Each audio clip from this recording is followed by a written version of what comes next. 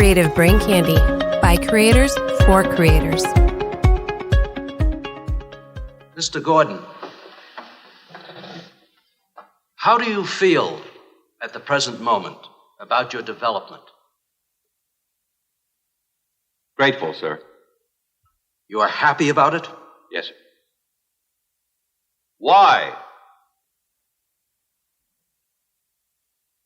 Because it has allowed me to see. To see what? The world. And what do you see in that world? Well, my eyes are new, Doctor. And what do they see, Mr. Gordon? Things as they are. And what they are becoming. Can you give me an example, Mr. Gordon? No, sir, you give me one. Very well. Very well. Modern science. Rampant technology. Conscience by computer. modern art. Dispassionate draftsmen. Foreign policy. Brave new weapons. Today's youth. Joyless, guideless. Today's religion. Preachment by popularity poll. Standard of living. A TV in every room. Education. A TV in every room. The world's future, Mr. Gordon. Brave new hates, brave new bombs, brave new wars. The coming generation. Test tube conception, laboratory birth, TV education, brave new dreams, brave new hates, brave new wars, a beautifully purposeless process of society suicide. Any more questions?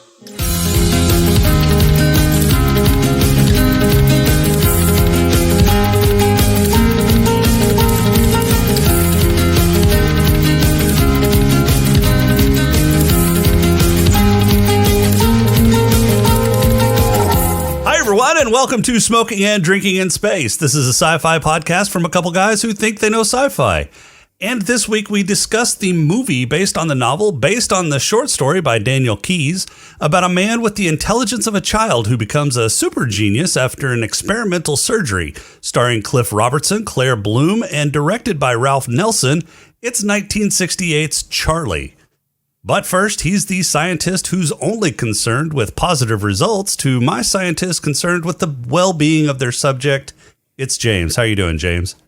You live a lie, Jason. Like, before the show started, you could just tell there was something wrong. You said you were beaten down, but then you start the show and you're all upbeat. I'm confused. I don't know if I should shit on this movie or now like pull my punches because I'm afraid you might just throw yourself off a cliff. You be you, man. You be you. You do you. Sucks. All right, I am. This movie's terrible. Let's go. Let's do this. And he's the subject who can't beat a mouse in a maze race. It's Rob. How you doing, Rob?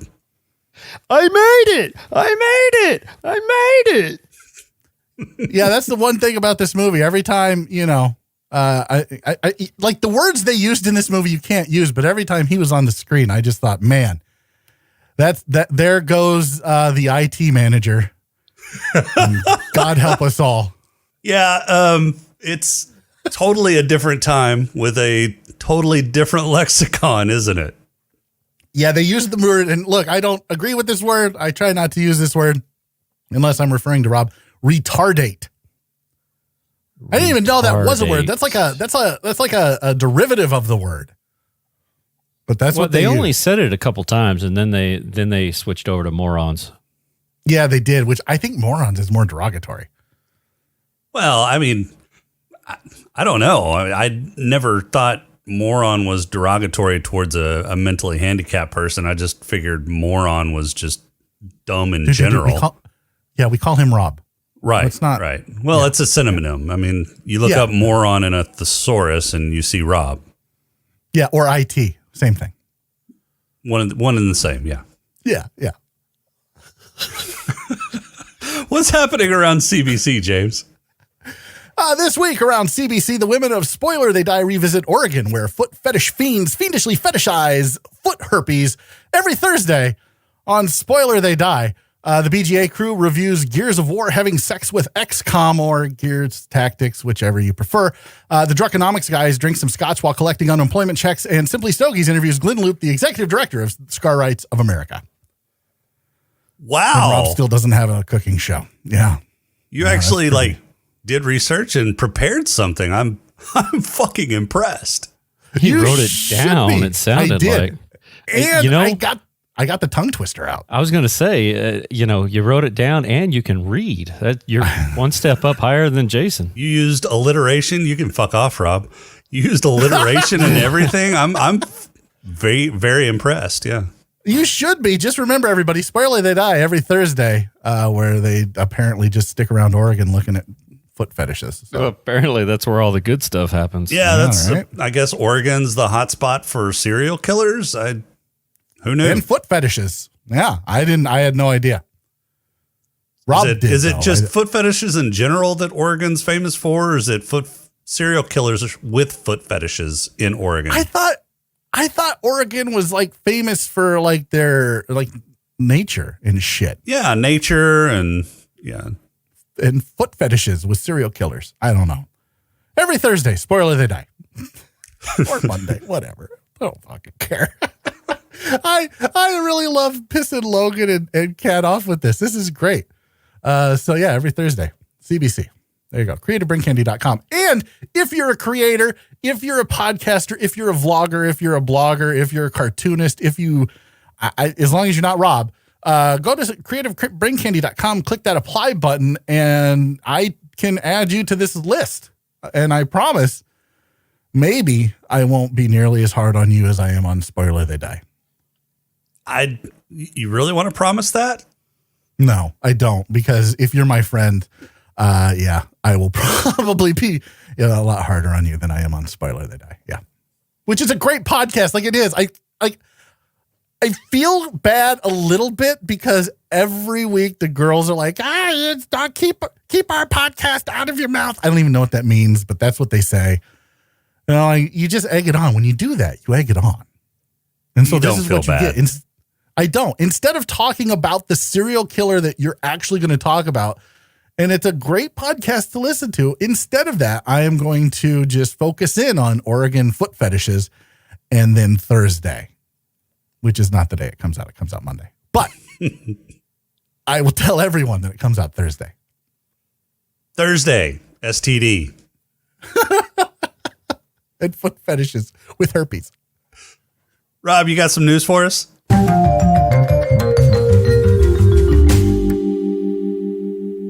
I do. Did you do research this week, or did you just kind of read shit? Well, I was going to ask, do you want space news or do you want sci-fi news? Well, look, there's got to be something about this podcast that's sci-fi. So let's go with sci-fi news.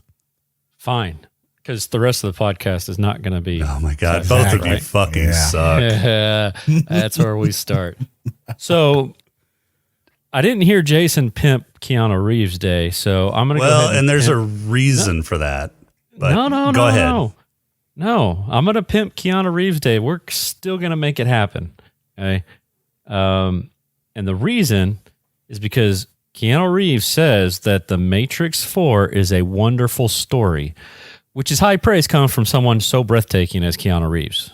He is. It is a wonderful He is story. very breathtaking. I'm sure. But that's not everything that I'm working on here. So we got Keanu Reeves doing The Matrix 4, saying that the story is wonderful, yada, yada, yada. I'm thinking he's getting paid to say it. But then the more important thing is Bill and Ted Face the Music trailer came out this past week. It looks pretty excellent. Yeah, I saw that. It looks really good. I was excited whenever they announced Bill and Ted, the new Bill and Ted movie. I think actually I heard it from Alex Winters. So I'm a Kickstarter backer for his documentary on Frank Zappa. He gathered up just a ton of material from various sources, including Frank Zappa's personal vault full of shit, and had it restored. And he's creating a Frank Zappa documentary, and I backed that on Kickstarter. So he's also giving out various updates to his Kickstarter backers. And one of those updates was that he was doing Bill and Ted, a new Bill and Ted movie with Keanu Reeves. So I was really excited. I guess this was probably a couple of years ago that he announced that, but I'm looking forward to it. Be excellent to one another. Yeah. Dude. Which both of those movies are on the list, so we'll get to them eventually. Yeah, maybe we should take them whenever off they the decide, list. Yeah, whenever they then- decide to show up. Yeah, and then like do them right before this one comes out. We can do all three. Yeah, we can do that. Yep. It's just I'll a get that suggestion. done. Like we can do whatever. Yeah, like I really like both of those movies. Death is steals the show in both movies as far as I'm concerned. I don't know, man. Well, I think George Death is Carlin back. steals the show. Dude, George Carlin is back. How is George Carlin How going to be is back what? for this movie? He's been Are they dead doing a for CGI years. thing? No, Yeah. there's time travel involved. So obviously they're going to bring him back. How? It's not real time travel. Yeah. Time travel. You know this is a that. movie. It's make-believe, Rob, right? Nuh-uh. It's real. Movies are documentaries. IT everybody. Well, you know what? If Charlie's a documentary, they should have just called it Rob. Well, yeah, because they couldn't have called it retardate. You can't say Are that, you Rob. are you just trying to find what you're HR to? God damn it, Rob. No, I can say it. You're allowed to say it because it is said in the movie, and I said that you can't say that. I didn't say they should have called it that. You just wanted to say it.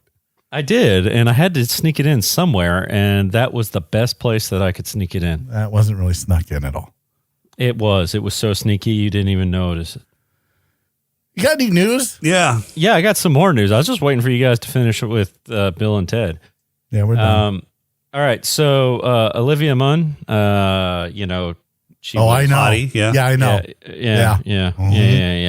Yeah. So apparently she is going to be in a new sci-fi thriller known as Replay. It has been compared to Wait, a what's it cross called? Replay. Okay, that's not what you said before. What did I say before? I don't know. Whatever you said before had 3 syllables. Yeah, it did. It was weird. I don't know if it was just the interneting, It might be the interneting because or if the surgery you had is wearing off. a little bit of that too. The Discord seems to be a little laggy this afternoon. Okay, so Replay. anyway, Olivia Munn. Olivia Munn, Replay, and it has been compared to a cross between John Wick and The Raid in terms of its action scenes.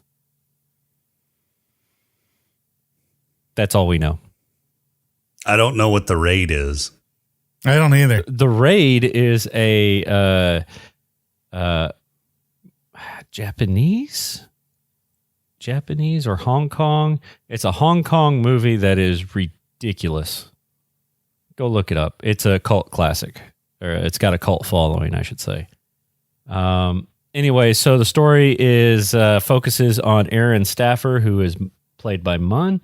Her husband is kidnapped and murdered, and now she is armed with illegal and bleeding edge tech.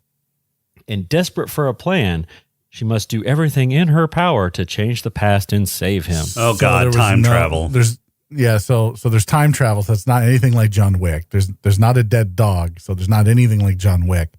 Yeah, this just sounds kind of dumb. And I'm probably just gonna pass.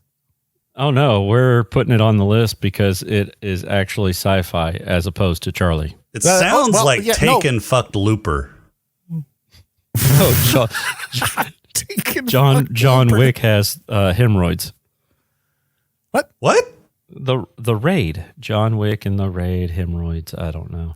I don't understand. I don't know what that no. means. Yeah, No, I I want don't you know. to explain what that meant. Because Taken I don't know- fucks Looper. That was a better one. Sorry. what? Just Taken edit fucks out what I Looper. said. No, don't edit it out. Don't you dare edit it out. take it I all want out, Jason. everyone to listen to him as this surgery wears off. What makes you think it was a success to begin No with? shit. Well, you're IT, so I guess it probably wasn't. Self-burn. Self-burn. All right. So my third and final thing is not space related. What are you guys doing on July 22nd? Wait, your first and second thing weren't space related. Why did you think you had to announce that the third wasn't space related? Well, I didn't want you guys to get your hopes up that I had some space news. I go into the news segment with no expectations at all. Like, they're as low can be, because if I go in there into this segment, like thinking you're going to have done some research or you're going to be able to talk cogently and coherently about whatever subjects you're going to bring up, I am always and immediately disappointed. Yeah. Okay, what was your question again? Because I just got totally thrown off by this isn't space related. And I was like, well, I wasn't expecting a space related news article. All right. What are you doing July 22nd? I don't know. No. All right. You guys are sitting in front of your computers and going to Comic-Con because it is online and free this year. Oh. No, I'm not. Okay. No, Yeah. I'm not. Do I have to dress up like a dork? No, you don't have to, but you can. I will. I mean, I've done it in the past. So Yeah. I mean, I'll go as Riker. What? Yeah. I mean, I was going to say, you have a Star Trek uniform. Yeah, I know. I was going to I say have an you Obi-Wan probably are Kenobi right one as now, well. but I'm not wearing pants right now. He gets dressed up. It's a good We're not thing. doing We video are anymore, videoing. so I'm naked, to be 100% honest with everybody. I am completely in the mood. Man, let's that do is video. why your daughter has problems. Do video. Like, Jason takes it to a place that is normal-ish to take it to. Like, let's do video. I'd like to see your naked body. You take it to a weird and creepy place, Charlie. I mean, Rob. Stop doing that. Look, I'm Bad- getting a little bad Rob. smarter, and I'm starting to notice butts. Okay, And boom. and boobs, boobs and butts. She didn't Yeah. even So have a July. butt. Oh, my God. Yeah, July 22nd starts Comic-Con, and it is free online. They're going to do panel presentations and some sort of masquerade thingamajig. I don't know. Don't care. I don't care. Yeah, and dorks will be dorks. But, yep, there you And go. I'm sure there'll be a ton of advertising as well. Right. It'll be a Probably. ton of advertising. It's not, look, it loses something in translation. Like, going to a Comic-Con, I've gone to like small Comic-Cons. And we'll be back after the words from their sponsors. To the Comic-Con. No, that's how it works. You just that's exactly how it will work. Yeah, And cut it off right in the middle of a sentence. there's something about, it's like going to the movies to see Star Wars, right? There's something about being in a place with a large group of people that share the same interests that you do. And there's a feeling that goes along with it, like Star Wars Celebration, Jason. Right. Right? There's something that goes along with that, and it loses that when it's on a screen. And all these these actors aren't going because these actors want to go to jobs, and they can't go to jobs if they're out and about with other people because of, Rona, and it's still spiking in like 21 states. Like, that's big news. Right. But so they're not going to go out. So they're going to be at home because they need to be quarantined so that they can go do their job, which is acting. And so it just loses something. Like, yeah, there's going to be dress up. Yeah, there's going to be, cosplay. And there's going to be, it loses something. I don't want to do it. Is it free or do you have to pay? It's free. It's free. It's free. It's free. Yeah, totally free. I still don't want to. No. It's July 26th, motherfucker. I want to be out and about doing shit, going fishing, smoking a cigar, something that doesn't involve sitting in front of my computer screen with dorks on the other side of the planet. July 22nd. Whatever. It does fucking July, whatever. It'll be hot as balls. But you're inside. But you're inside. You don't have to I go want to be outside to watch outside it. and hot as balls. That's what I Okay, want. then go I wanna be outside, hot as balls, and I will fish on log that in day and watch. and smoke a cigar. No, I won't. I will be outside doing shit. Well, you can No, be you outside won't. doing shit, fishing, smoking a cigar, and watching it on your phone. yeah, Fuck and that. don't put words into your own mouth. You know you're not going to be doing anything. No, I'll be at home without pants and not Yeah. not watching Comic-Con. You going outside doesn't. That's You know what? When two does Ghost of ideas that when don't did go Ghost of together. Tsushima come out? Never. Isn't it sometime in July? Shut up. Never. It's coming out. I hate you so much. It's coming out. Yeah. Keep thinking that. God damn it. When it comes out, I'm rubbing it in your face. You can I will. when it Is comes that all out. the news? It will. It's coming out. Who's ready That's all for I a had. pod crawl? Wait, is it about Charlie? It is. Then no. Yeah. Well, too bad. Here it comes.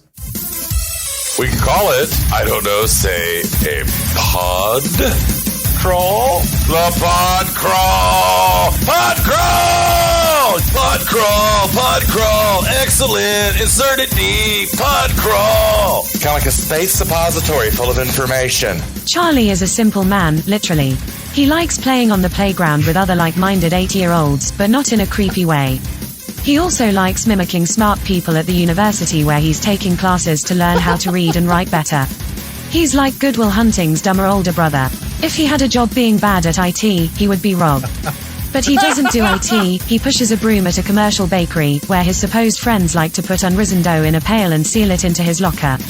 Charlie's night classes are led by Mose Kinnion, a teacher working on her doctoral thesis in psychology.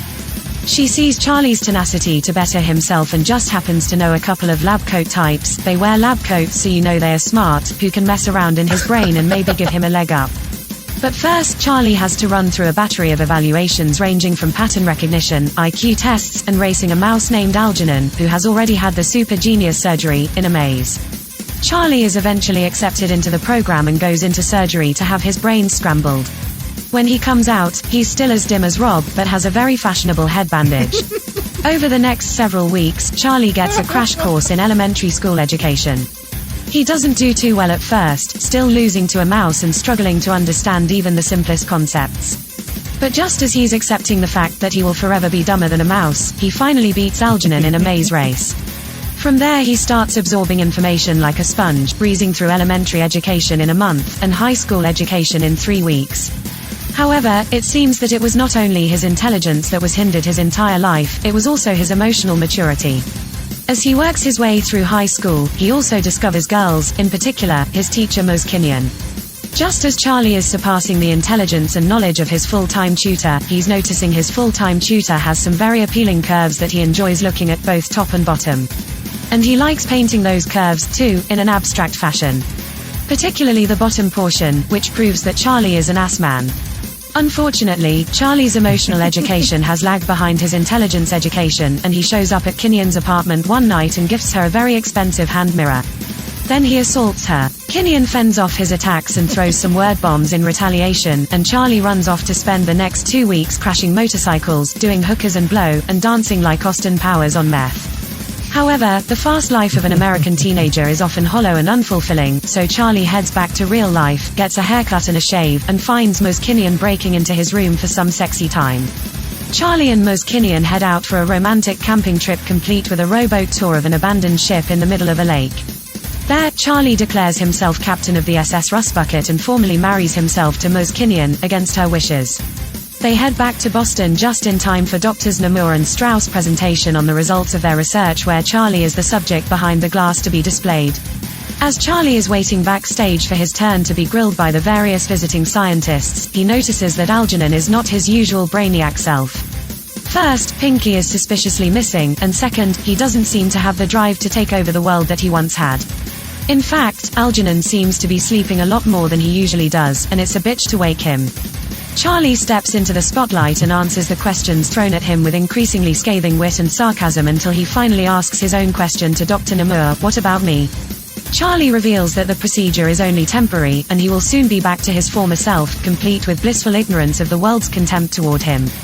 Charlie, however, won't go down without a fight. He starts working with his former mentors on their research and soon surpasses their knowledge of the subject matter. However, completing the research reveals that nothing can be done to keep the condition from reverting, and he is doomed to his former life. Mose Kinnion visits Charlie at his apartment and proposes marriage, but Charlie rejects her advances and asks her to leave, severing ties, and roll Charlie playing on the seesaws with other like-minded 8-year-olds. Credits. Okay. So, I figured neither one of you would like this movie. Yeah. And I'm sure I figured correctly. So let's get into it. Yes, let's just get right down to brass tacks. Like, number one, I'm not sure. Like, I'm sure that the story and the book are fine and it says something, and I get what this movie was trying to say. And I'm okay with that. I think that there needs to be movies like this and they need to say something. There needs to be this like things are wrong and we have to change and that kind of stuff. And I'm all for it. But on a podcast where we do science fiction, and the least science fiction thing we have done up until now, excluding Fire Marshal Bill's bullshit movie, has been 11/22/63, because I had a closet. It was more like we might as well just do The Lion, the Witch, and the Wardrobe, for fuck's sake. This movie had a surgery. That's it. It was more than just a surgery. It was a surgery that came from the research that they had done previously. So no radioactive spider. It was glossed over. Right. No gamma rays. No aliens. No lasers. Okay. Surgery. Let's. I'll tell you this. The most science fiction thing about this fucking thing is the guy had brain surgery, and a week later he had a full head of fucking hair. yeah. I don't even think they don't have to shave the entire fucking head, depending upon they didn't shave any of it. I don't understand. Well, they may have. Apparently, they may have shaved the piece of it that they needed to, and then they would have certainly given him a fucking trim. And they didn't even do that. Is they just cut along the hairline so that when they seamed them back together, it hid perfectly. Okay, whatever. Scalped them. Minor quabble with I guess consistency on fucking hairdos after surgery. Okay, I'll give you that. So this film and the science fiction theme that it deals with is called Uplift.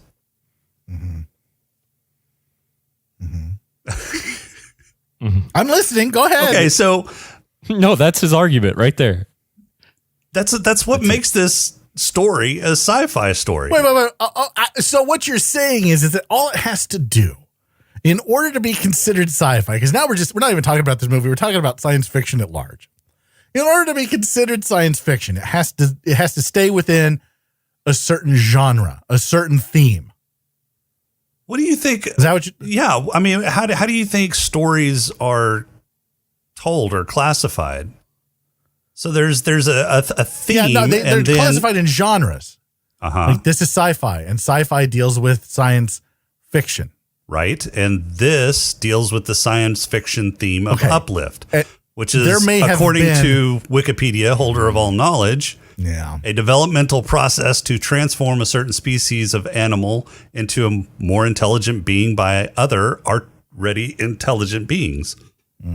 Okay. So you had a hard time reading that, and that's neither here nor there. What I'm saying is it shouldn't gloss over, like Charlie said, Rob said, it shouldn't gloss over the sci-fi aspect of it. And that's all this movie did. It did because not. It focused. It did too. All it did was focus on the people and the love, the burning hot love that was in Charlie's pants for his teacher. Now, that was not the major aspect of this entire fucking movie. That's all. Well, either that or it was a history lesson. Yeah, that's how government works. Okay, so the major theme of this movie was you're taking a man with the intelligence, with the IQ of less than 70. This is a plot, not a theme. Yeah, this is a plot, not a theme. The plot is... No, I'm about to describe the theme that they were exploring in the plot of the movie. So you're taking a man... No, shut up and let me finish. You're taking a man with an IQ of 70, and you're making him into a super genius through an experimental surgery. And now you're exploring the dynamics of what he was like before and how society treated him when he was, mentally disabled, compared to how he is dealing with the world that he can now see as being a super genius, and how he's dealing with people that are now less intelligent than him. Yeah, that's a plot. That's the plot of the movie. That's exactly what this movie is about. That is called a plot. And the science fiction element of this movie is the surgery and then the superpower genius that he has. And they don't focus on the superpower genius. They just show that he's a superpower genius. That's it. He didn't solve. They world do peace focus on the or- superpower genius. They show the transition of from him being dumb to being gaining smart. his intelligence and how that's distancing himself from the people that he used to have relationships with, the people that he thought were his friends. I mean, they treated him like shit, but he considered them friends because he didn't realize that they were treating him like shit. Rob, do you consider Jason and myself your friends? Okay, Juke, you're a real nice Juke. I give you a quarter, Juke. Juke. Yeah, that was the dumbest scene. Like, I don't understand why Mr. Seinfeld was such an asshole in his youth. Oh, yeah, that was, I knew I recognized him from someplace, yeah. Seinfeld's dad. Yeah. And then Dick Van Patten, Jesus Christ. Oh, man, he he had a was so head of hair young. at some point. Yeah. He looks so young. Wow. None of that matters because this movie is shit and not sci-fi. It is None not of it. shit, and it is sci-fi. Okay, let me. It's not a bad movie overall. It's not. I actually enjoy it as far as the plot goes. I think that it does show that how we should behave. Right? It's like be better, and I think there are like we need to have that message, especially now. Like just be better. Be better than you fucking are. Like we get that. It's to have fun at somebody else's expense. We do it, Rob, all the time. But there are those that can't help it. There are those that don't deserve that kind of ridicule, and they need our help and they need our empathy. And so be better. And I think that that's a great message to have, especially right now. And so I really like this film. I think that what they kind of missed an opportunity, if you really want my honest opinion of this film, where he was ridiculed before for being so dumb. And he was basically, they were trying to put him to be their grinder monkey to fucking entertain the doctors. And I think there was a missed opportunity there where he could have seen, especially when they were laughing at him, when you could kind of see the parallel between he was being laughed at before when he was super dumb, and now he's being laughed at while he's super smart. Missed opportunity. Well, regardless, I think that, and that was I think that was a pretty powerful scene, and I think you missed the end of that scene because towards the end of that scene, after they had laughed at some of the things that he had said, he basically stuck it to him with the last few statements that he said towards them, especially towards the doctors that gave him this experimental surgery and started holding back information like. This surgery wasn't permanent. Yeah. No, I got that. I did. I just think they could have went in a different direction with it, and they chose not to do it. Instead, they kind of turned it around on the doctors and whatnot. And that's fine. Like the doctors were doing the same thing to him, essentially, that his coworkers were doing before. So regardless, my gripe with this movie, Jason, is that it's not inherently, it is not sci-fi. It is a romantic drama with a message, and the science fiction aspect, which I'll agree there's a science fiction aspect to this movie, but that science fiction aspect gets drowned out and literally glossed over until the very end where it's like, yeah, it's not permanent. And then even then his super genius wasn't enough to save himself. Well, he started to become too dumb before he could figure out the secret to everlasting super genius. No, that's not it at all. He finished the research. He came to the conclusion that the procedure was inherently temporary. There was no way to make procedure again. There was no way to make it permanent. So do it again. Well, I don't know that it could be done again. They never said that it couldn't, did they? They never tried it. I think in the you can't just fucking try shit and hope that it works. Sure, why not? It's not fiction. how fucking science works. But it's science fiction, so it could work. Science fiction is based on science. Maybe. I mean, science fiction has fucking flying cars and maybe fucking AI robots. It's in the fucking name, lasers. Rob. Maybe. God damn it.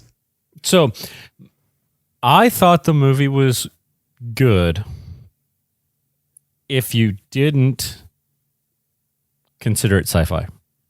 Yeah, 100%. I didn't. 100%. I didn't dislike the movie. Yeah. I thought it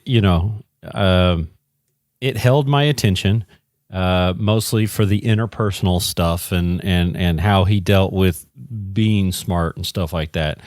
But as far as sci-fi goes, it's a 2-minute talk about it, and then on either end, and then that's it. We're going to do a procedure on you. Okay, well, what is this procedure? Oh, don't worry about the details. Those aren't important. Hey, that sounds like a different movie. Why are the details of the procedure important? Well, no, but maybe not like all the details, but, as far as, we came up with this serum or something, or this is what we're going to do. It was a surgery, not a serum. Whatever. Regardless, it's not very sci-fi-ish. It's not. It's not. How is it? How is it not sci-fi-ish? Surgery is not sci-fi, motherfucker. Like experimental surgery to increase somebody's intelligence is absolutely sci-fi. Can we do it now? No, it's not. You want to do it. You want to make this fucking sci-fi. You know what you do? You fucking put him in a machine, shoot him up with serum, and his brain gets fucking huge. That's sci-fi. How is that different? Well, his brain didn't get huge, did it? And there wasn't a machine and no serum. It was a goddamn surgery. So it's not science fiction if it doesn't have a machine. Yeah, okay. I think you got it. I think you got my point. I think that's absolutely incorrect. Name a science fiction movie other than this piece of. It's a good movie. I don't want to call it a piece of shit. It's a really good movie.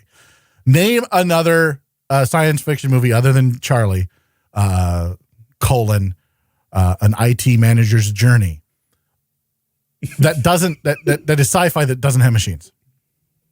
Name one. Planet of the Apes. No, it has machines. Yep. Space. They have spaceships. So he had a space shuttle or he had a rocket. It wasn't a space shuttle. The space shuttle hadn't been created at that time. But he had sent him into a parallel universe. Conventional technology rocket. Yeah, that it resulted in unconventional. But not through a machine. Yeah, absolutely through a machine. The machine took him to like a parallel universe of the future or some shit. I don't know. I didn't really pay attention to apes running around. I was like, well, it's just kind of dumb. All right. So, the newest Planet of the Apes. Oh, yeah, there's machines everywhere. The ape is, his intelligence is grown based off of a serum. Yep. And they're doing research on him, and he's getting smarter and smarter and smarter. That's more sci-fi. Oh, because it's a serum, not a surgery? No, because it's an animal. Yeah. Are humans not animals? No. Yes, we are. No, we're not. We are scientifically classified as animals. I think that is I don't want to get too much into philosophy here, but I think when you categorize humans as animals, I think that devalues human life and the intelligence that we have and everything that we've accomplished. You do know there's gradients of intelligence beyond or between animals too, right? I podcast with Rob. Yes, I am well aware. Okay. Oh, fuck off. I like the movie, Jason. I'm not going to shit on the movie. I think the movie is actually pretty good. It didn't do very well on Rotten Tomatoes. It didn't look like. It did okay. It's got like a 70. I think it was 63. I mean, let's not get you trying to round up, but I think it was closer to 63 than 70. I'm looking on IMDb. Give me just a second. Sure, no, go ahead. Research on the fly while I. But let me bring something else up real quick. So, I go to watch the movie on Plex. Hit Charly, boom. Brings it up to the thing where then you have to hit play.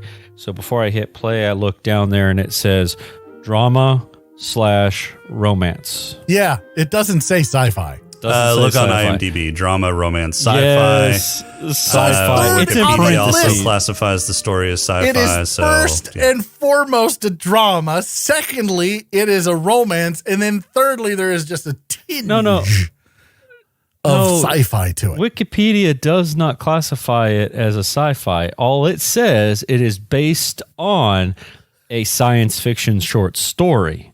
It never says the film itself was science fiction. This is what, like, just sitting here listening to our conversation. God. Right. So it's a movie that we all agree is actually pretty good. It probably didn't get nearly the recognition that it should have. Oh, it did. Cliff Robertson won the Academy Award that year for this movie. Who? Cliff Robertson. Look, Uncle Ben. Is that the guy? Is that the lead? Is Yeah. that the That's lead? Charlie. Uncle Ben. That was Charlie. Yeah, that's the guy who played Rob. Yeah. Look, let me tell you. I mean, Charlie. Sorry, Rob. Let me tell you something. Okay, like if you want a more accurate depiction of someone that has that mental handicap, I look no further than Rain Man. No, he's got a different mental handicap. Yeah, he still has a mental handicap. Or what? Sean Penn played someone with a mental handicap in a movie that he nailed. Oh, I Sam? don't remember because yeah. I Am So Sam? so I think this was a very, but again, it goes back to the time it was made. I think it's a very vanilla, if I can use that descriptor, very vanilla depiction of someone with a mental handicap. But it does show kind of what they have to go through and how they lived at the time and how it was wrong and how society treated them and how their quote unquote friends treated them. And he was certainly high functioning, because he was able to hold a job. He was able to live on his own. He was able to take care of himself for the most part. So I think it's funny that we're sitting here and we're focusing on, it's not sci-fi because it's not. Like, you could say it's sci-fi. Like, I get it. That's your opinion, man. And it's wrong. It's not sci-fi, but it's a great movie and it has some really great points. And while I would love to sit here and discuss all of the science fiction elements of this movie, there just is not. There's not. And so at the end of the day, at the end of the discussion is, should you watch this movie? And I think the answer is yes, because again, it goes back to be better. But should you watch it if you're looking for something science fiction? No, absolutely not. Absolutely not. There's more science fiction in 11/22/63. I mean, there just is. There you go. When he asked me the question, you all already know the answer. Ooh, but I want to be in suspense later. Oh, then forget I just said that, Rob. Done. So I think your definition of science fiction is too narrow.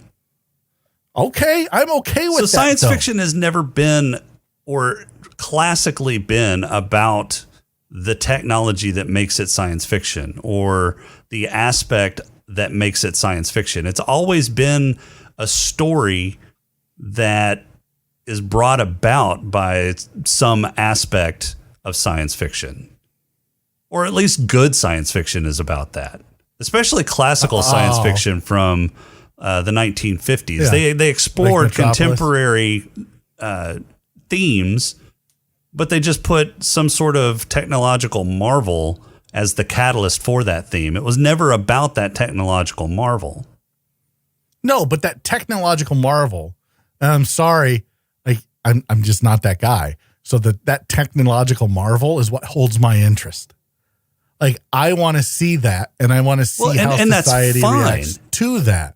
And this isn't that, man. This isn't that. Okay, that's fine. If the technological marvel is what you're interested in, that's okay. But to say that something isn't sci-fi because the story isn't about that technological marvel, not my definition of sci-fi for sure. Okay. Again, you can't have my a truth. specific definition of sci-fi. It's my truth. It's your drama. truth. So that is a problem. It's a drama romance. Truth is not subjective. It is a drama romance with a Tinge. sci-fi kicker. A drop. Yeah. A catalyst, A shade. if you will. No, not a catalyst. God damn, no, absolutely not. Because you could look. No. Okay, no. first of all, let's say that this is a drama romance. You're absolutely correct. There is drama in this. It is definitely a dramatic movie, and there is romance in this for about a third of the film. Would any of that romance have happened if he hadn't gone through with the surgery and become smart? In his mind, probably, because he was enamored with her when he was dumb. No, he was not. He considered Yes, her a he friend. was. He did not have any kind of sexual proclivities or any kind of romantic thinking whenever he was before the surgery. None. I don't know, man. When he's hanging around, when she's getting in the car with her fiance, I don't know, man.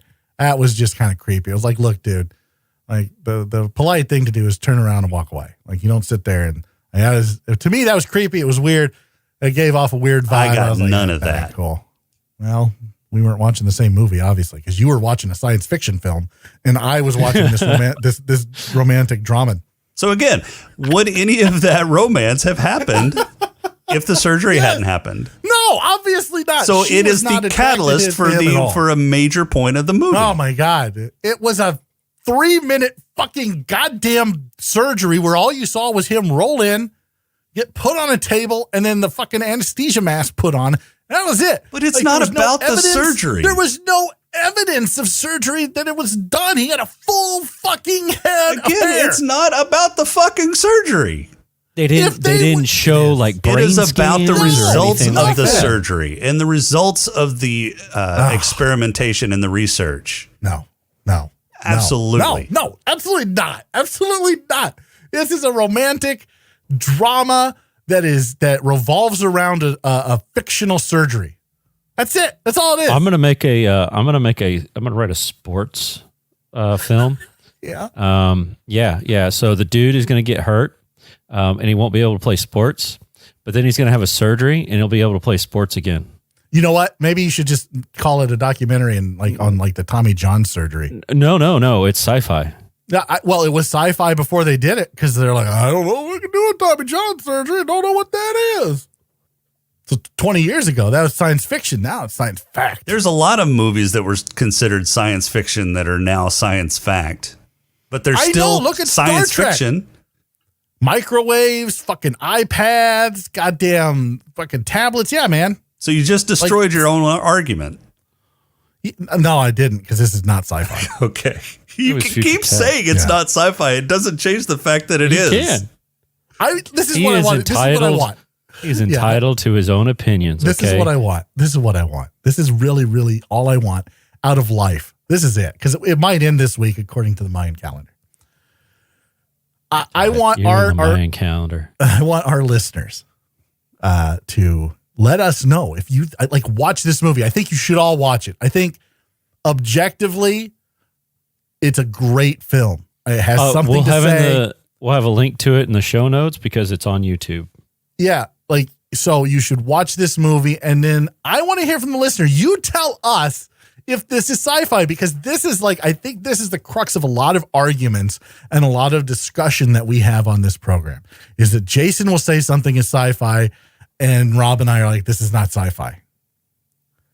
So you tell us. I want to know. Watch this movie. It's such a good movie. It really is. The acting is well done. The woman is super hot. I don't even know what her name is. Carol Bloom. This film was 1968. Oh, Claire Bloom. Sorry. Claire. Oh, Claire. If you're still alive. I don't think she is. Probably. Yeah, she is. Oh, shit. That a girl, Claire. Hold on.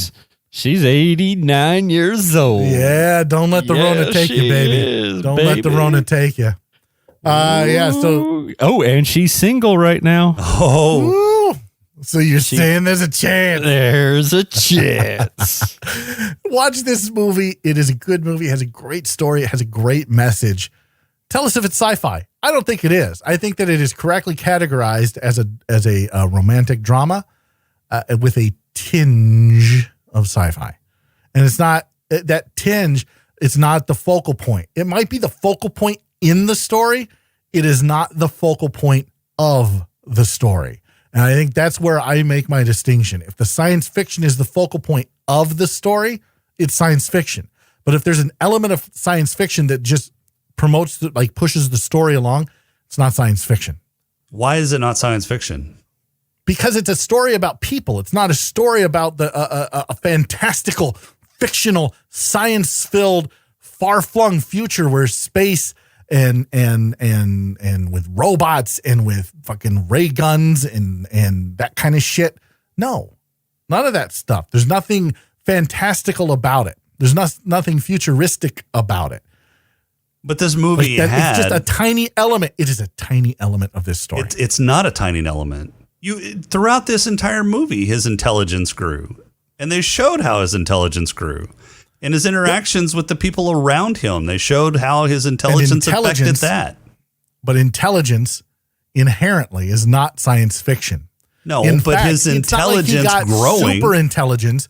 He didn't become like this mad genius that was able to just take over the world because he was so smart. He understood the world on a higher level than most people. So he started off, if you break people up into three groups, you have the hyper intelligent, you have the intelligent, and you have the non-intelligent. He basically went from non-intelligence to hyper-intelligence. He didn't, oh yeah, she's super hot. Thanks for posting that Discord, Rob. Oh, mama. You're welcome. He just went to hyper-intelligence and became super horny. That's it. And then, like, he went through his teenage phase. That's not it. With hookers and blow on a beach and some fucking motorcycles. I don't get it. Dude, he crashed like 3 cycles. I know. I don't understand. Like, how are you hyper-intelligent and crashing motorcycles, dumbass? Riding a motorcycle takes some skill, not I necessarily rode a motorcycle. intelligence. It doesn't take a lot of skill. Wait, Rob, have you ever ridden a motorcycle? No, I've ridden a bike.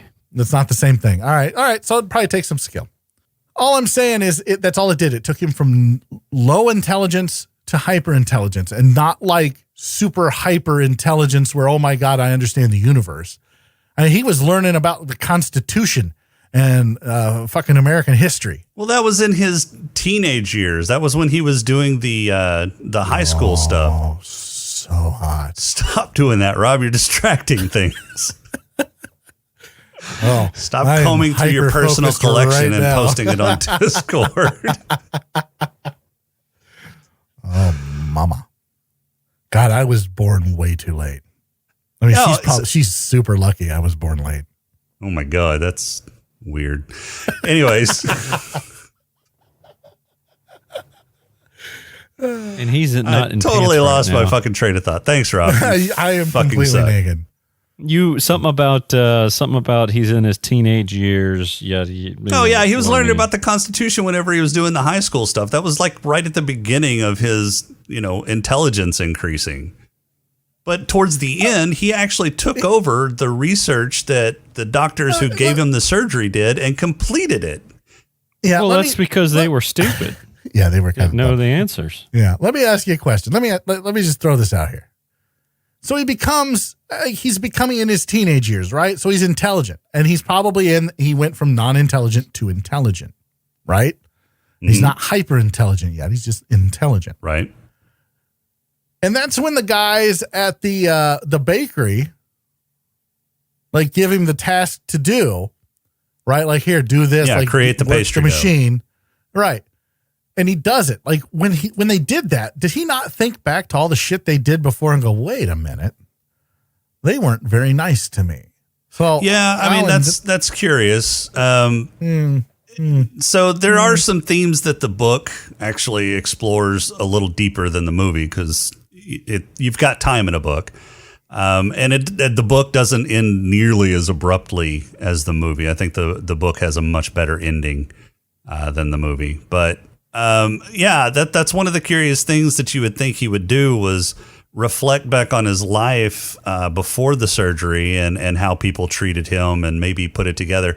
Maybe he didn't have the intelligence, or not the intelligent, but the emotional maturity yet to actually do that. Because if you recall, his emotional maturity was lagging behind his intelligence.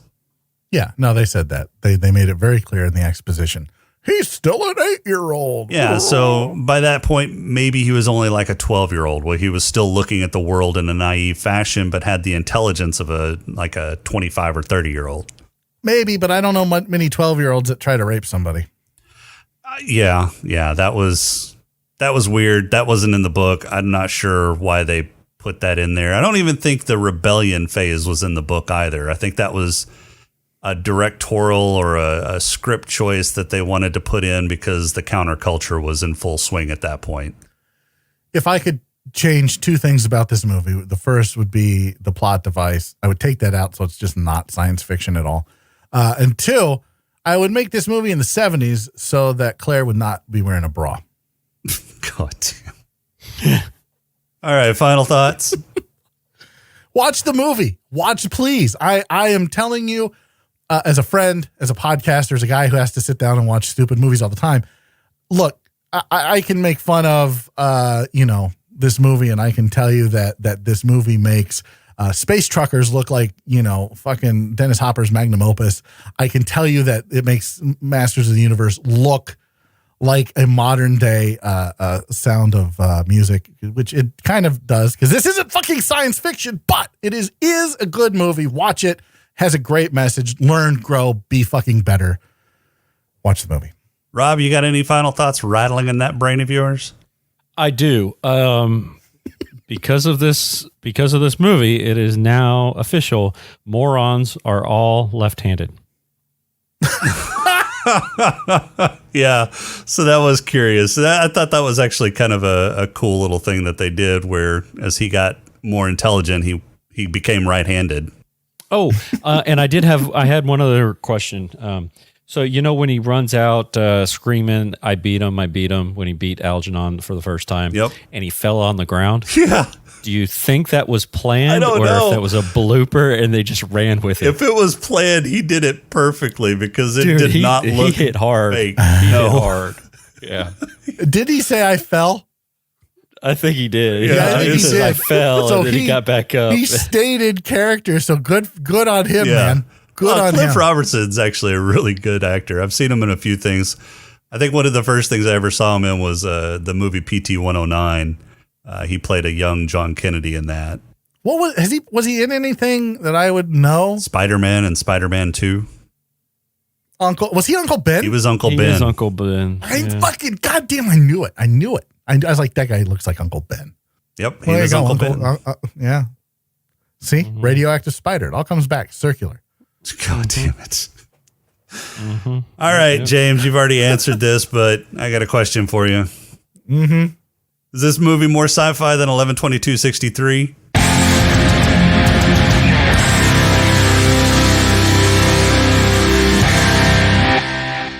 That's an emphatic fuck no. At least there was goddamn time travel in every episode, or most every episode of fucking 11/22/63. There wasn't really a time travel device per se. It was just a fucking closet or thin air, like whatever. This movie had like a fucking surgery. That's it. Goddamn surgery versus time travel. Yeah, there's this movie's about as fucking sci-fi as Rob is IT. Rob, you got a haiku?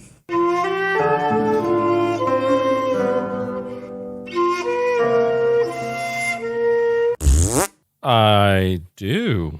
Well, lay it on us. Okay. This one is entitled. Why do I say entitled? This one is titled Zero because Effort. You're Charly.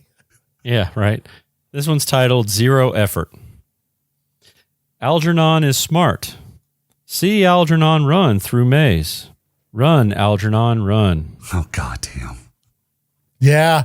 You know what? If this movie's sci-fi, then so is Forrest. I wasn't doing Forrest Gump. I was doing more along the lines of, see Spot run. Yeah, run, the Spot, primer run. that he had. He was learning how to read from. Yeah, Dick and Jane. Yeah. Yep.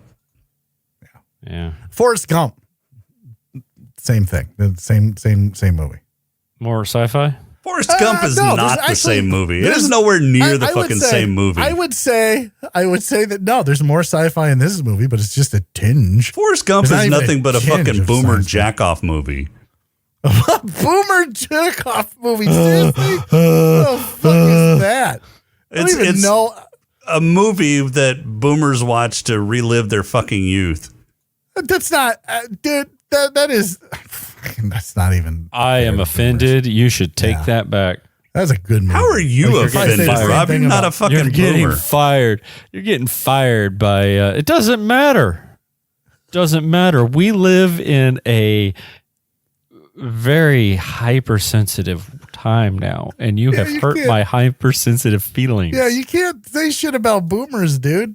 Why? You're going to get fired from your own damn show. Boomers, dude. They took on the fucking Germans. No, they took on didn't. the original fascists. They weren't born yet. The boomers? That's the greatest parents generation did. you're thinking of, Dippy. Yeah, well, their parents did. Okay. They took have some on goddamn the respect for their parents. Vietnam people. No, we don't talk about Vietnam or the Korean War. Both of those are just Black Lung? Yeah, let's do awards.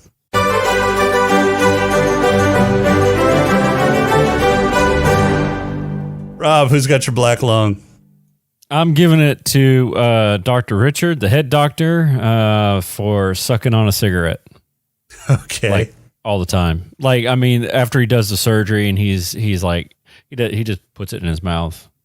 Yeah, he doesn't ever light it. He just No. hangs there, sad. Or you could give it to... Hey, you gave it to yours. No, We're I'm giving moving it on. to everybody. I'm giving it to the 60s. The 60s. Well, no, you can't, because I questioned whether this movie was even made in the 60s because not everybody was smoking. I mean, the entire set wasn't full of fucking cigarette smoke. No, but see, this was towards the end of the 60s, and they were taking more responsibility because during the montage, Yes, it flashed up. Smoking is bad for you. Yeah, Well, yeah, but he wasn't smoking a cigarette. He was smoking a joint in that scene. Yep. And so was the chick in the montage. Right. So, yeah. But they made sure to flash that smoking was or could be hazardous to your health. Yep, Yeah, it might be. We're not 100% sure. The science fiction is out on that. All right, James, who's got your black lung? The chick in the montage smoking the joint. Okay. So mine is going to go to Alice Kinnean because as she was backstage, she asked Charlie for a cigarette. And he goes, I didn't think you smoked. And she goes, I don't. But she was smoking anyway. So never too young to start. She was nervous for Charlie. Nervous, man. Yeah. When I smoked cigarettes, man, that always calmed my nerves. James, who's got your head lush? Head lush goes to Charlie. Sorry, Rob. I keep calling you him and him you. I shouldn't do that. I apologize. You really I give it to shouldn't. Rob. I mean, You're going to get Charlie. fired God from damn, the show, yeah, too. right? Seriously, I'm just going to get fired. It's Because going to be a one-man host job. and his best friends, because they all went and got a beer. Okay. Rob? And then they told him to go stand on a corner and wait for snow. Yeah, he's got some of the shittiest friends. Oh, yeah, he really does. It's like Rob. Rob has the shittiest friends because they just shit all over him. Yeah, You're but the only one that does. I'm not. You are. I'm not. Rob is aware his friends are got- shitty and he keeps hanging around. So I'm a glutton for punishment. My head lush is going to go to, I'm going to give it to Charlie, because, Alice asked for a glass of water and he turned around and gave her the good stuff out of his stash. yeah, the grape soda knee pop? high. Soda. Yeah, Soda great pop. knee. Hey, Radar. That's not fucking liquor. I know, but it is for Charlie when he is a retard. You can't say that, You number can't one. say that. Retate. You can't. Number one. Okay. And No, number, you're Sorry, fucking when it he up is a and you moron. can't even say that. So yeah. Moron. And there's When a he was moron. whole section of our audience that didn't get that Radar reference. all right, so mine is Mash. going to go to That's MASH. Yeah, Yeah, we good job. got that. Thanks. We got it. We were. I know you got that. I'm getting it for the audience. I'm letting them know. Oh, I see. that it Oh, was you're a the MASH audience the reference. proxy. That's Yeah. kind of insulting to the yes, audience. yes. Thanks. I feel bad for the audience. You're welcome. You're welcome, Kat and Logan. Wow. Shots fired. Yeah. Let's see if they listen. All right, so mine's going to go to Charlie as well, but for his character a little later. He comes in before the conference with a bottle of champagne with the plastic cork because it's a sign of their times. And you can tell he's still already lit, which actually kind of follows the book because in the book, as he got smarter, he got drunker all the time.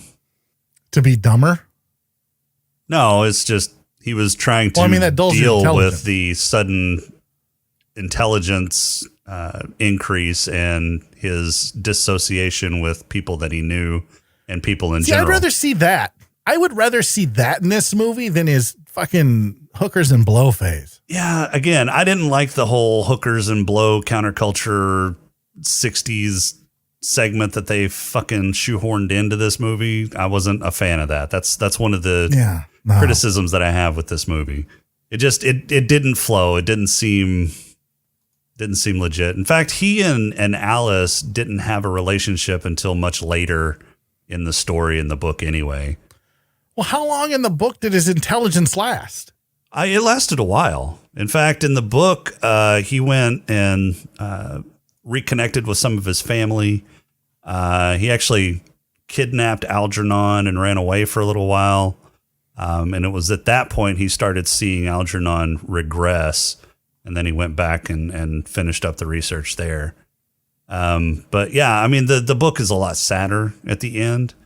And the book is written in kind of a journal format.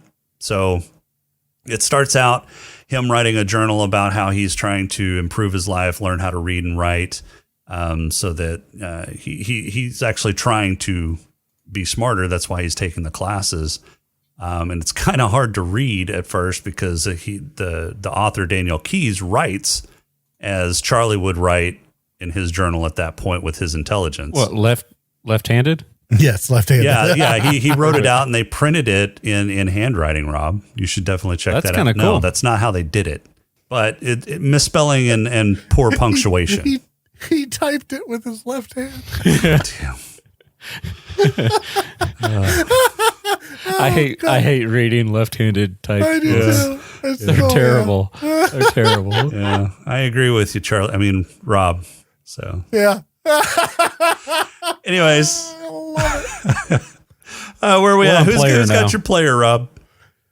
I'm giving it to Charlie for staring at Miss Keenan's ass. Okay. Oh, no, I'm giving it to Claire. Hottie McHodkins. Like, take your bra off, come in and ask me to marry you? Hell yeah, I'll say yes. Like, Charlie, Rob, you're both dumb. You should have said yes. Oh, it's so hot. Want to touch the hiney? All right. So, yeah, mine's going to go to Miss Kinnian as well, because not only did she have a relationship with him, but she asked him to marry him at the end as he was regressing, knowing that he was going to regress back. Knowing that. Like, yeah, you know what? I will marry you and I will do things to you when you are dumb. It is fine. I'm okay with that. But and he said no. Yeah, and I think that was probably the best call on his part. Oh, yeah, no, that is the morally right thing to do on his part, is to say no. Like, look, it's going to be a hard life for you.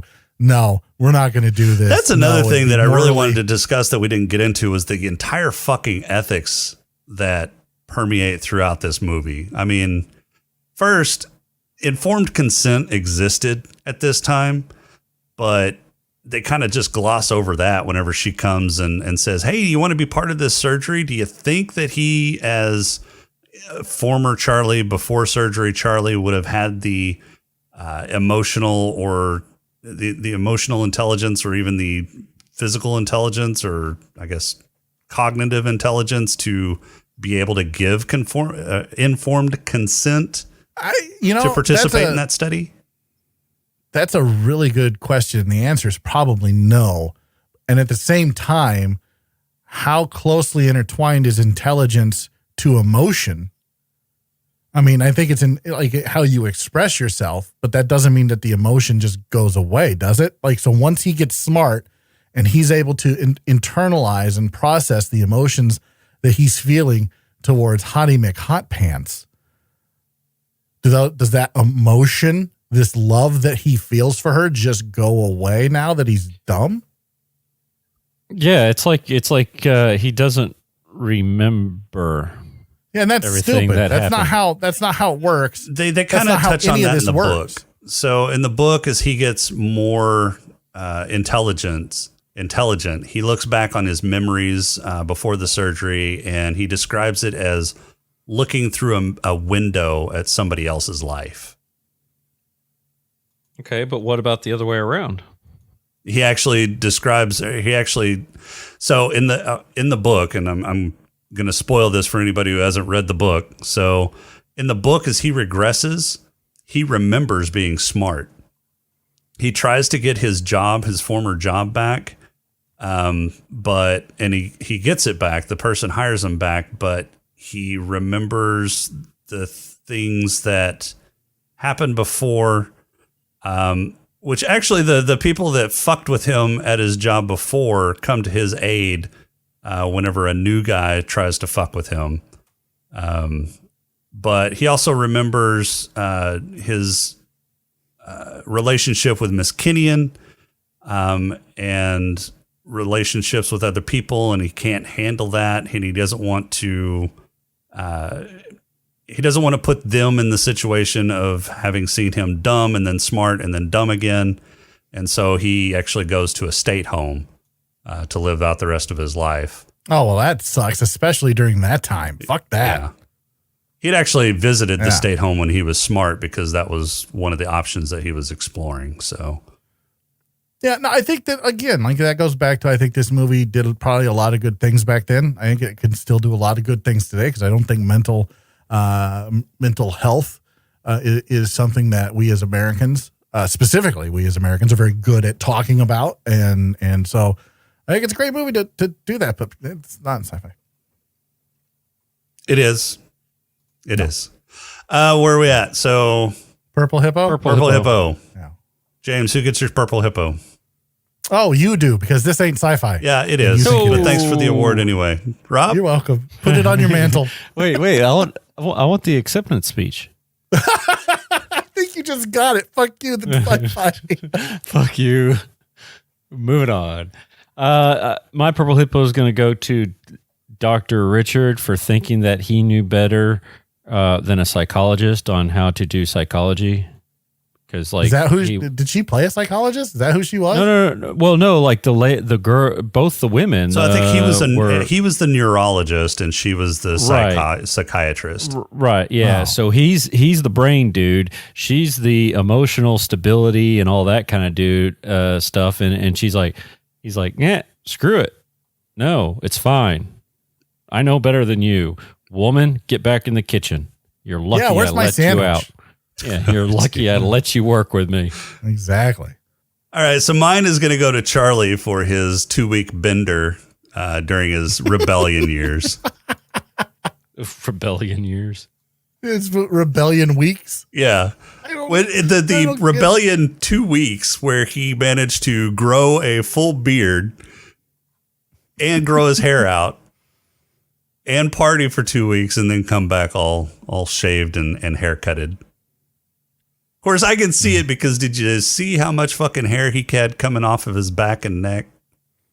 Well, that's what I'm saying. Like, maybe they did shave his head for the surgery and it just grew back that fast. Yeah. He's a hairy motherfucker. See, this is like science fiction. Oh, God. Oh, Jesus Christ. if that is the hill you want to die on, so be it. This is not science fiction. Science fiction. Seriously, people, go watch this movie and let us know. Like, please. Like, look, I don't make you watch Space Truckers. I don't make you watch Motu. We do that for you. Like, this movie you should probably watch. Really good message, really good acting. The direction was kind of a little weird. The camera, like some of the stuff he did with the cameras and the split screens and stuff. You're like, Well, that's very sick. And the music was just shit.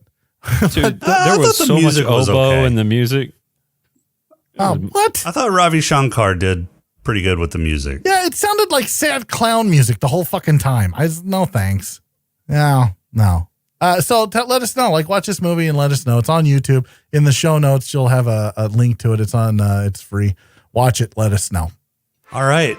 So next week, we're going to do things a little bit different. We're going to watch the movie when an alien spacecraft of enormous power is spotted approaching Earth. Admiral James T. Kirk resumes command of the overhauled USS Enterprise in order to intercept it. We're going to watch Star Trek, the motion picture, 1979, on our lead up to watching all of the Star Trek movies in the next couple of months. It's going to be the summer of Star Trek. What are you doing? I was doing a little background music for you. No, we have background music that plays. You don't need to sing. I promise. It had to be on. Yeah, and besides, if you're gonna sing, you have to do his favorite song. All that she wants is another baby. Damn She's it! gone tomorrow, boy. God damn it! I hate you. I was doing the Star Trek theme, not that bullshit song. Yeah, but that's Jason's favorite song. Right. Fuck So this is the you. summer of Star Trek. So what you're saying, Jason, is we're going to get sauced. We're going to get sauced. The summer of Star Trek. I see what you did there. Yeah. I see what you did there. It all comes back around. It'll come back around when we do 2. And he says, sauce for the goose, Mr. Savick. Sauce for the goose. All right, well, that's all we got for this week. Our intro and outro music is Welcome Home by Cambo. Pod Crawl music is Snack Mix by Machette. If you like the show, please rate and review us on iTunes. You can leave us feedback on our Discord channel at smokinganddrinkinginspace.com/Discord. On Twitter. On Twitter. Water. Did you just say water? Twitter, He just called everybody on Twitter a twat. at @status_podcast or email us at smokinganddrinkinginspace@outlook.com. If you'd like to throw a few nickels our way, you can become a Patreon supporter by going to smokinganddrinkinginspace.com/Patreon, and make sure to visit Creative Brain Candy for more great shows and other creative works at creativebraincandy.com. Yep, we're on Twitter and Twitter. Twitter and Twitter. Are we on Facebook too? And for this week, I'm Jason. No hokey pokey in my house. Hey, Rob, are you left-handed yet? No, I'm right-handed, dude. I don't believe you. And we'll talk to you next week.